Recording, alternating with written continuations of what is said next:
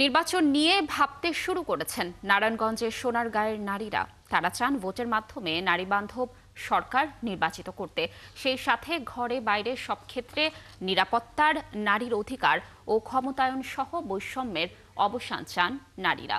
আর তরুণ ভোটাররা বলছেন স্বচ্ছ প্রশাসনের মাধ্যমে একটি নির্বাচন হোক। শেখ ফরিদের তথ্য ও ছবিতে প্রতিবেদন। আসন্ন জাতীয় সংসদ নির্বাচন ঘিরে আমেজ শুরু হয়েছে নারায়ণগঞ্জের সোনারগাঁও সিদ্ধিরগঞ্জ এলাকায়।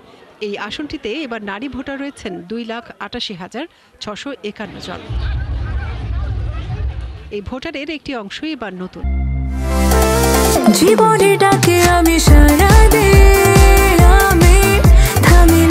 ফ্রিডম স্যানিটারি ন্যাপকিন, ফ্রিডম মানে স্বাধীনতা। যারা এবারের নির্বাচনকে দেখছেন ভিন্ন চোখে। নতুন স্বপ্ন, নতুন ভাবনা, নতুন প্রত্যাশা রয়েছে নির্বাচনকে ঘিরে।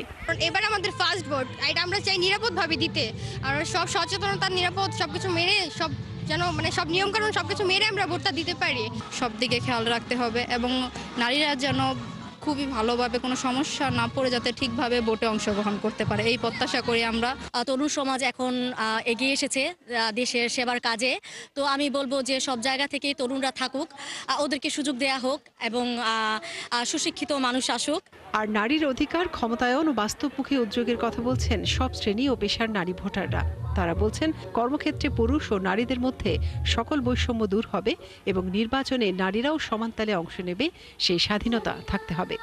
আমরা এমন একটা সরকার চাই যে সরকারের কাছে সব কথা, বাক স্বাধীনতা তো অবশ্যই থাকবে, আর বিশেষ করে নারীদের কর্মসংস্থানের ব্যবস্থা থাকবে।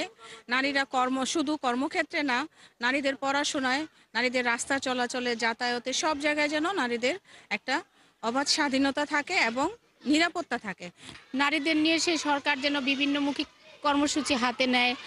নারীদের যে বিভিন্ন রকম একটা প্রসূতি মায়ের যে সেবা, একটা মহিলা যখন প্রেগনেন্ট হয় বা তার গর্ভবতী মায়েদের যে একটা সুস্থ রাখার যে পারিবারিক বা সামাজিক একটা রয়েছে, সেখানে যেন সরকার একটু মোটিভেশন করে সামাজিক আন্দোলন তৈরি করা হয়। বিভিন্নভাবে নারীরা হেয় প্রতিপন্ন হলেও সঠিক বিচার পাওয়া যাচ্ছে না, না প্রশাসনের কাছে, না পুলিশ সদস্যদের কাছে।